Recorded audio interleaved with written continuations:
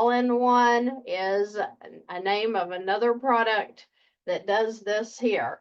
Now, the first lien HELOC that I use as well in the other states besides Texas, Maryland, Alaska, Hawaii, and New York, they have a 10-year where you can draw for 10 years on the HELOC, and then you can refi it at any time into another HELOC. So you should never go into the repayment period on a HELOC. You just should not. I never have, and unless, America blows up and we do something different, I'm going to always refi the HELOC when it's coming to the end of the draw period, because I am not going into a loan, okay? That repayment period is nothing but an amortization schedule, and there's no need for you to go into that. Okay, so, but yes, the all-in-one, it does. There's some stipulations, but it does keep going past the 10-year draw period. Now, let's just go ahead and calculate his income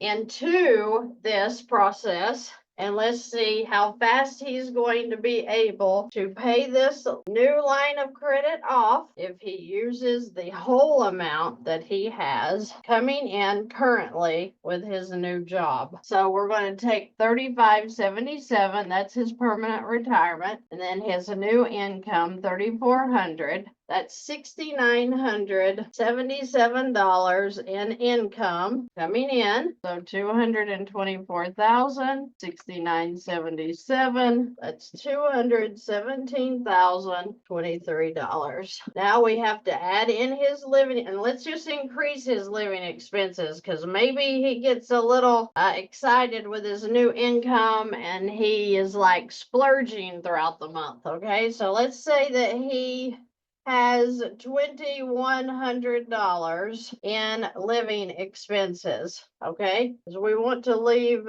plenty of room for people to live and be excited to live. He's older, he's retired.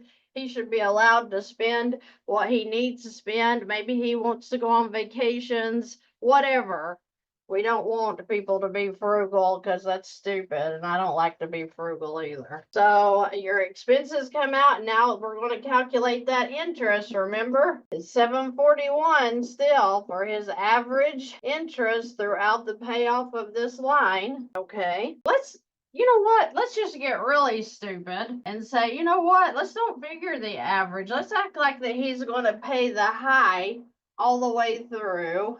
So see what this looks like. So $1,482. Let's just say that this is going to be ridiculous interest, that it's like 20% and it's not just 8. So let's just calculate the highest interest that we could possibly calculate on this account and see what it looks like. So we've got 219, and I'll just add it here. All right, so 220 would be the balance, including the interest at the end of the first month going into the second month. What do we look like with a payoff when it comes to high expenses, higher than he gave me, and then the highest interest that he will pay on this line of credit? So we're going to take his $6,977 income, subtract $2,100 for his expenses, subtract $1,482 for his high interest, and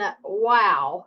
So we took the income, subtract his living expenses, what he's paying for food, gas, everything else, because when his income goes into this new line of credit with the $224,000 balance, he's satisfied any monthly payment that will be due on this line, which is his interest. So when the $6,977 goes in, whether you're paid daily, weekly, bi-weekly, or monthly, it doesn't matter. When it goes in, it's going to satisfy his interest for that month, which is what they're going to say is due. So that means that he has $3,395 in cash flow. This is so wrong, because he's only going to pay this for 1 month. It's going to go down every single month, but okay, I'll I'll play the game. So this is his cash flow, $33.95, and we're going to take 224,000 because that's the balance. Divide it by the 33.95. He is going to be paid off in 66 months. 66 months, 5.5 years. He will be out of this debt completely with all of the high interest. So he might be out of debt in 2.5 years, not charging the high interest. And then that means that he doesn't have to keep this job. He doesn't have to keep working if he doesn't want to, because even after a couple of years doing this, even if it's not paid off, he's going to be able to handle the interest based on the $3,577. Guys, he's got over 15 years left right now. Over 15 years left. That is paying off all of his debt in 66 months or 5.5 years. And you may be sitting there doing the exact same thing. And if you're like I was at the beginning, then you are sitting there doing the exact same thing. I'm here to tell you it's not your fault that you're in debt. It's not your fault that you're living paycheck to paycheck. It's because of crap like this that they got you into, and you felt like you had to step into it because you didn't have any options.